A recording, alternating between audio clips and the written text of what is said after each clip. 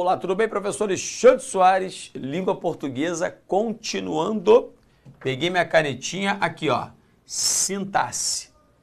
Repare um detalhe, sintaxe é o estudo dos termos que compõem uma oração. Você já sabe, oração é toda a unidade lógica, repare, de sentido, que está ligada à unidade a pelo menos um verbo, tá? Então eu tenho de ter um verbo na jogada para ter uma oração. Tudo bem. Essa tal oração, ela possui termos, por exemplo, os essenciais. São dois. Você vai trabalhar comigo agora. Quais são os termos essenciais? Essenciais são, olhe para a mão do seu amigo, ó, obrigatórios de uma oração. É o tal do sujeito, ó, sujeito e o tal do predicado. Então, tanto sujeito quanto predicado são chamados de termos essenciais de uma oração, ainda que venhamos a ver que existam orações que não possuam o tal sujeito. Mas, ó, entenda, isso é uma especificidade, é uma exceção, isso não é a regra. Primeiro, vamos nos prender à regra, depois vamos nos prender às especificidades. Legal. Sujeito. O que é o sujeito? Sujeito é o termo acerca do qual se faz uma declaração. Então, o sujeito, por exemplo, em elas saíram cedo. Antes de eu explicar melhor, eu quero que você coloque no papel o seguinte. Existem duas perguntas que você pode fazer para achar o sujeito da oração. Alexandre, mas não vai dar, ó, vai dar certo sempre, vai dar errado não? Não. Até pode dar errado no início, quando a gente está iniciando, é natural que a gente cometa erros. Isso é normal. Mas você, se fizer estas perguntas, menos chance haverá de errar. Então, repare, para eu achar o sujeito da oração, basta fazer a pergunta ao verbo. Não entendi. É mole. Você pega uma oração qualquer. Elas saíram cedo. Aí você faz a pergunta ao verbo. Quem foi? Ó, quem mais o verbo. Quem foi que saiu cedo? Quem? Resposta, ó, sujeito. Quem saiu cedo? Foram elas. Então, elas aqui, vou botar em pretinho, elas, isso vai ser o tal do sujeito. Repare que não há qualquer dificuldade nisso. Alexandre, dê-me outro exemplo. Um exemplo qualquer, quer ver? O carro foi furtado. Muito difícil no nosso Brasil. O carro foi furtado. Faça a perguntinha, repare. O que foi furtado? O que foi furtado? O carro. A resposta ao carro é o sujeito da oração. Não há nada demais nisso. Pode ficar tranquilo que aqui poucas dúvidas haverá. Legal. Aí eu tenho de continuar. Vem comigo. Importante demais. Para várias análises que faremos ainda no futuro, tudo bem? É descobrir o núcleo do sujeito. Quem é o núcleo do sujeito? O núcleo do sujeito é sempre a palavra mais importante. Vou melhorar. Vou pegar o azulzinho aqui. É um substantivo, concentre agora, substantivo ou um termo equivalente, tá? Porque pronome, ele pode ter o papel substantivo, por isso que ele é chamado de equivalente. Quando eu falo assim, ó, João saiu. Faça a pergunta, quem saiu? João. João é o sujeito. Mas em vez de botar João, eu posso colocar ele. Ele saiu. Faça a pergunta, quem saiu? Ele. Então ele, repare, ele é o sujeito. Alexandre, mas ele não é substantivo? Sim, é um pronome reto substantivo.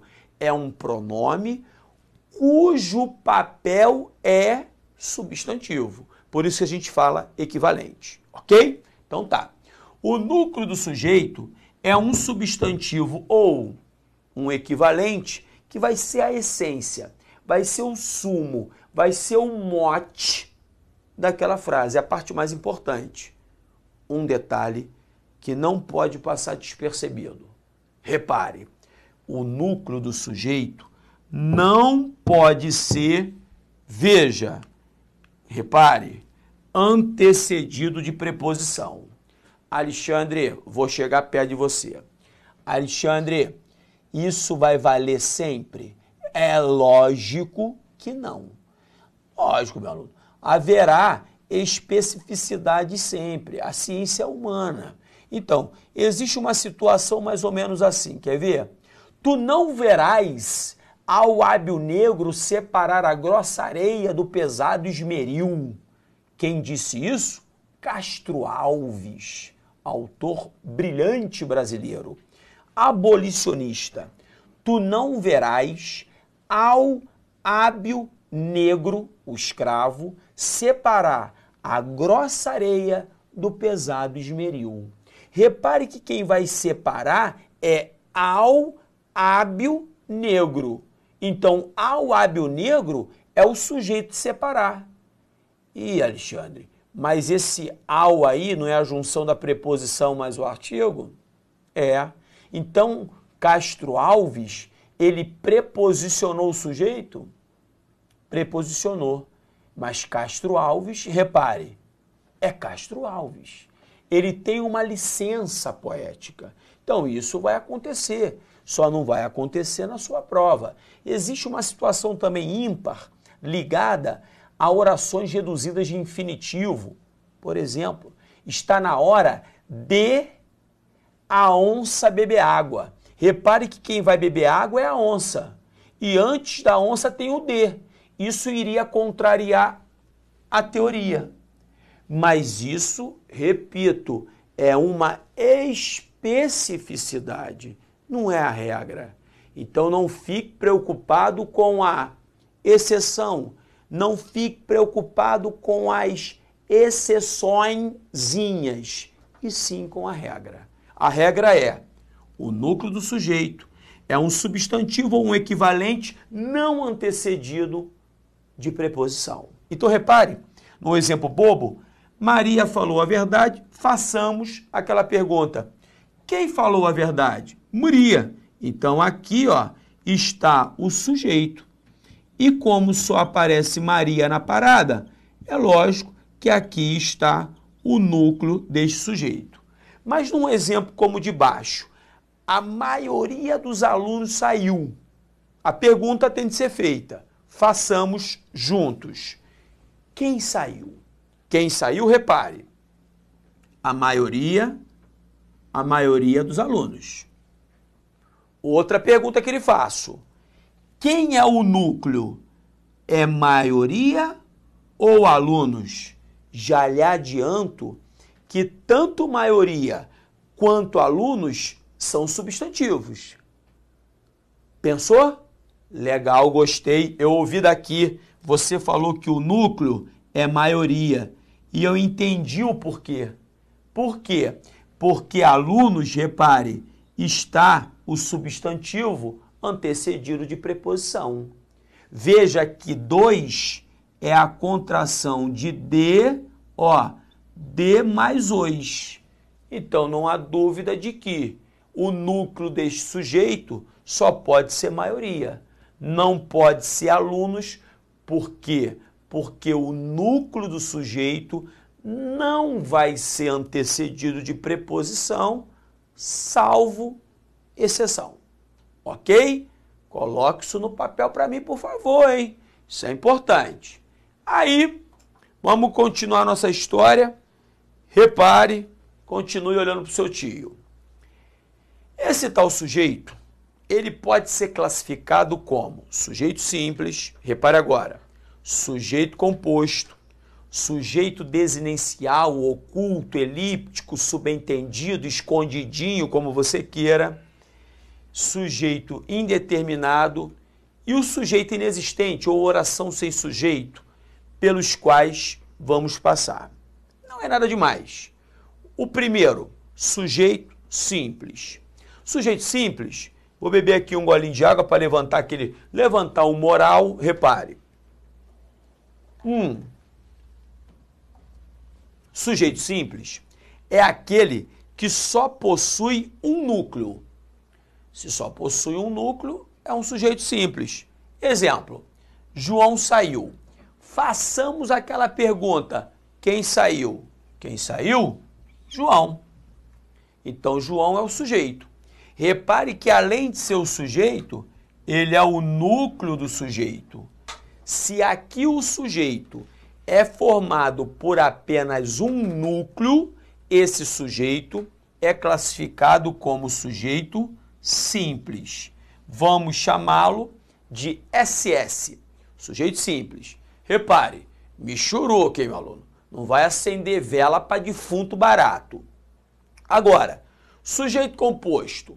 O sujeito composto é aquele formado por 2 ou mais núcleos, mais de um núcleo. Então, façamos a pergunta de novo. Quem foi que saiu? Quem saiu? João e Maria. Repare que agora eu tenho aqui, ó, 2 núcleos. Se eu tenho 2 núcleos, esse sujeito não é mais simples. Esse sujeito, ele é, ó, sujeito composto. Nós vamos chamar o sujeito composto de SC.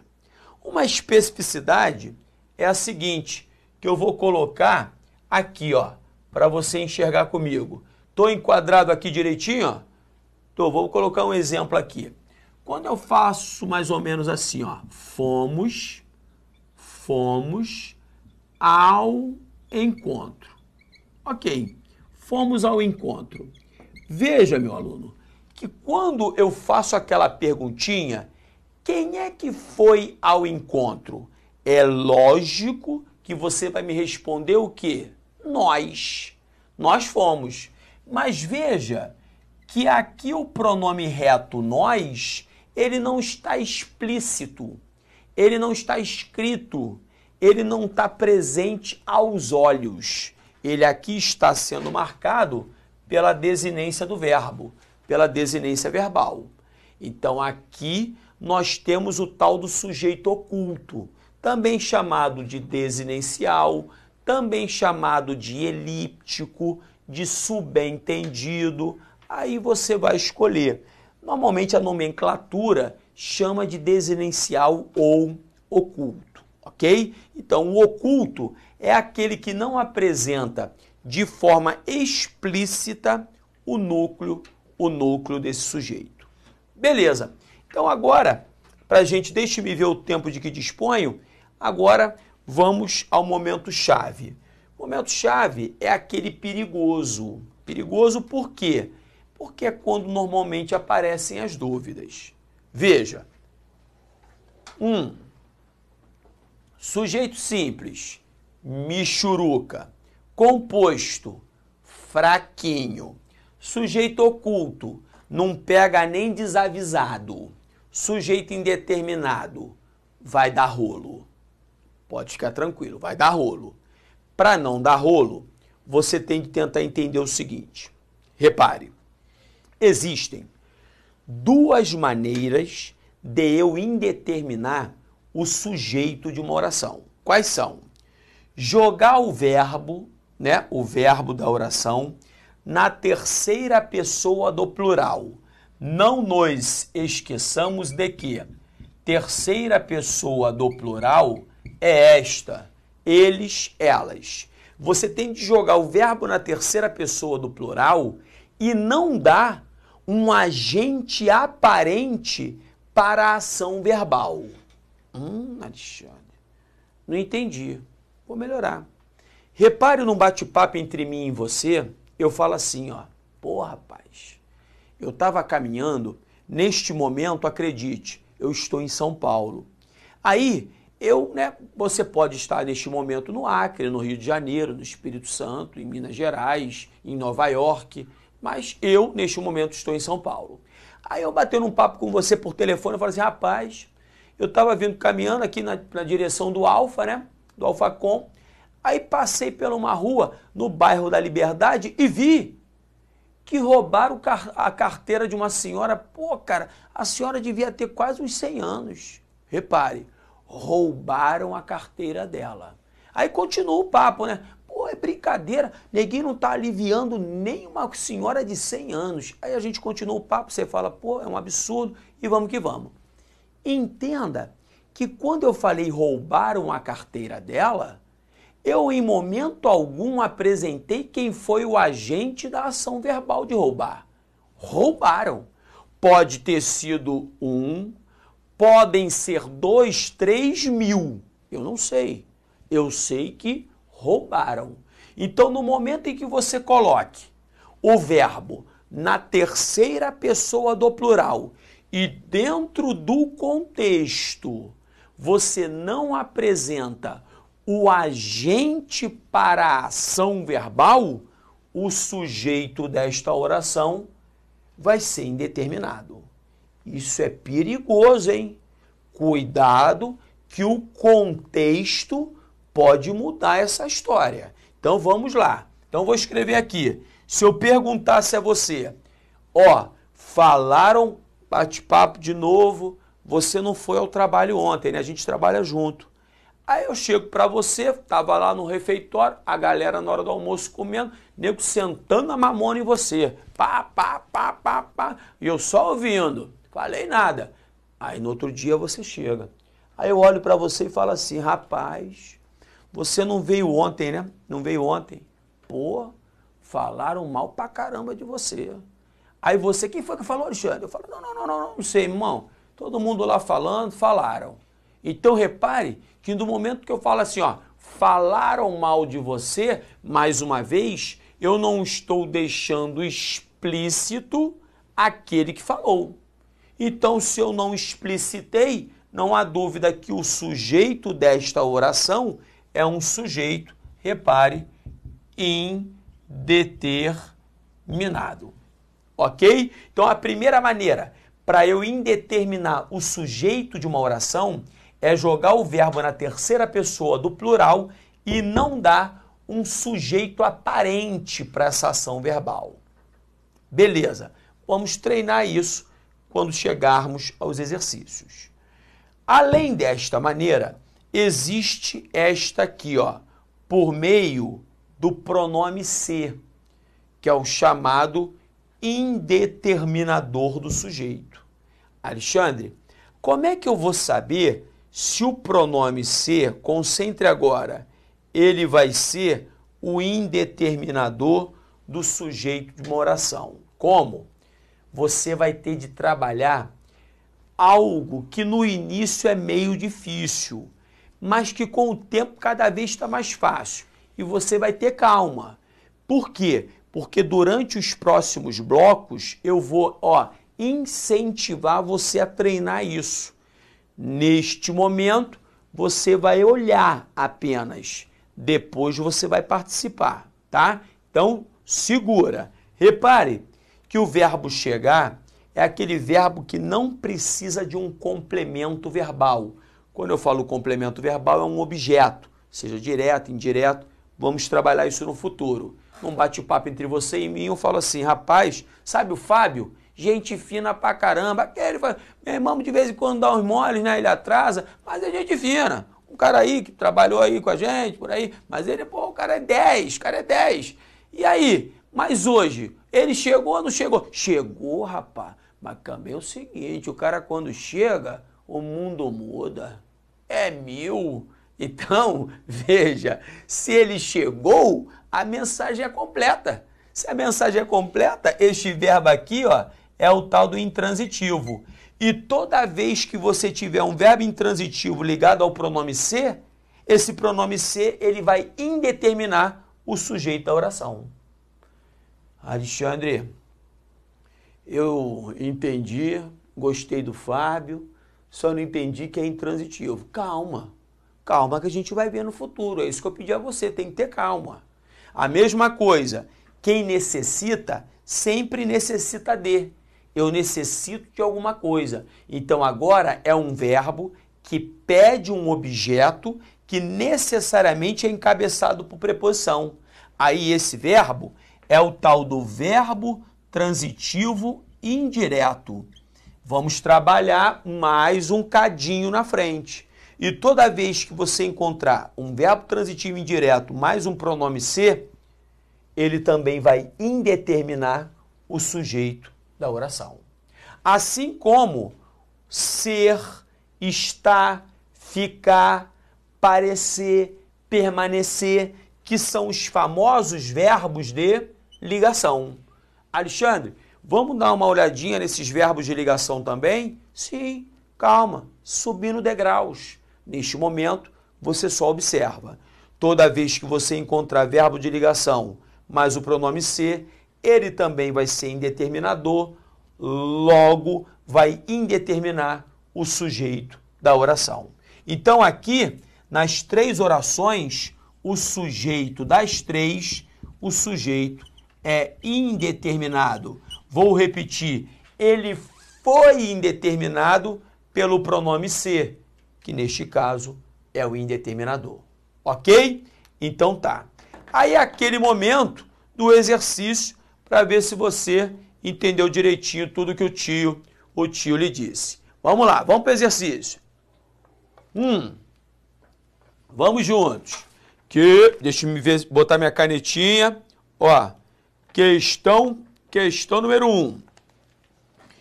A respeito de aspectos linguísticos e semântica, melhores semânticos do texto tal, julgue o item a seguir. O sujeito da forma verbal cometeram, na linha 29, nós vamos lá, é indeterminado. Vamos ver. Implicar a condenação e tem de ser acompanhada por indícios, anexos e presunções. Beleza. Ok. Por indícios, anexos e presunções. Pois já houve, agora meu aluno concentra, já houve acusados que se declararam culpados de crimes que eles não cometeram. Quem não cometeu foram os acusados. Então repare que neste contexto dá para eu chegar a quem não cometeu o crime. Então o sujeito desta oração não é indeterminado, porque no contexto dá para eu chegar a quem não cometeu. Se dá para eu chegar a quem não cometeu, o sujeito deste verbo é aquele sujeito oculto, subentendido, desinencial, elíptico, contextualizado, no caso, eles. Eles quem? Os acusados. Se ele fala que aqui é indeterminado, o comentário é errado. Tá vendo como é que isso é bonito? Isso é lindo? Acompanhe. Questão número 2. O inacabado templo católico transcende a religião. Considerando o contexto da frase acima, como ela ficaria caso o sujeito fosse templos católicos? Michuruca. Ele está pegando o sujeito, repare, e está colocando aí no plural. Aí tudo vai acompanhar. Então, ó, em vez de templo católico, se fossem templos católicos, os inacabados templos católicos transcendem a religião. Se os inacabados templos católicos transcendem a religião, a resposta, nem precisa olhar o resto, é a letra A de Alexandre. Questão número 3.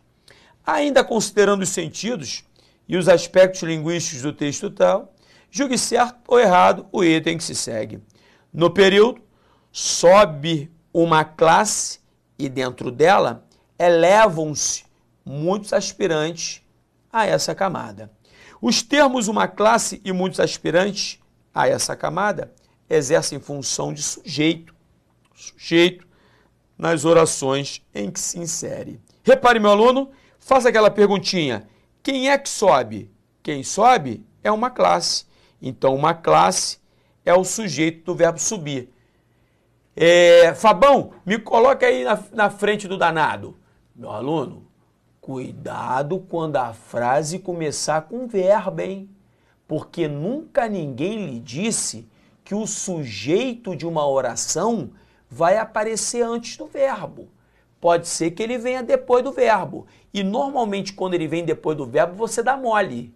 Por quê? Porque você acaba não fazendo concordância verbal. Quantas vezes eu já ouvi, Alexandre, agora eu tô bem, começou as férias lá na faculdade, então tá estudando mesmo? Ou tá de brincadeira, tá comendo merenda? Começou as férias? Não começou as férias, começaram. É só o sujeito que está depois do verbo. Cuidado com frases que comecem com verbos. Normalmente você dá mole. Você dava. Vambora, volte comigo. Botou lá, Fabão. E dentro dela, elevam-se muitos aspirantes a essa camada. Faz a pergunta, quem é que se eleva? Quem se eleva são muitos aspirantes a essa camada. Então aqui, os dois termos destacados realmente são os sujeitos, sujeito de cada oração. Por isso o comentário tá certão. Vamos para a próxima. Acerca de aspectos linguísticos do texto precedente e das ideias nele contidas, julgue o item a seguir. O sujeito da oração iniciada por destaca-se é indeterminado, portanto não está expresso. Vamos ler. Defesa da concorrência e defesa comercial são instrumentos à disposição dos estados para lidar com distintos cenários que afetam a economia. Agora concentra. Destaca-se como a principal diferença, repare, o efeito. Ou seja, o efeito, ele é destacado como a principal diferença. Se o efeito é destacado, se destaca o efeito, o sujeito do verbo destacar é o efeito. Então não é indeterminado. Se indeterminado não é, comentário errado está. Percebeu? Cuidado que nem tudo que reluz é ouro. Questão número 5. O substantivo funciona como núcleo do sintagma em que ocorre. Sim, sintagma aqui é da função, né? Sujeito, objeto, depende. Esse sintagma pode ser nominal e, quando não preposicionado, desempenhar a função de sujeito, por exemplo, entre outras funções. Maria Helena de Moura Neves. No trecho do 4º parágrafo, foi com as tropas romanas que o latim chegou à face sul do continente europeu, o termo que exemplifica a definição, sendo um substantivo como, repare, núcleo do sujeito da oração. Vamos voltar. Foi com as tropas romanas que o latim chegou. Olha o verbo aqui, ó. Olha o verbo aqui, ó. Faça a pergunta ao verbo. O que chegou à face sul do continente europeu? O que chegou foi o latim. Então, quem exerce aqui esse papel de núcleo do sujeito do verbo chegar é latim. É por isso que a resposta é letra D. É D de Damasco. Então, agora me colocou grandão. Repare, estou esperando você no próximo. Grande beijo, fique com Deus. Tchau, tchau.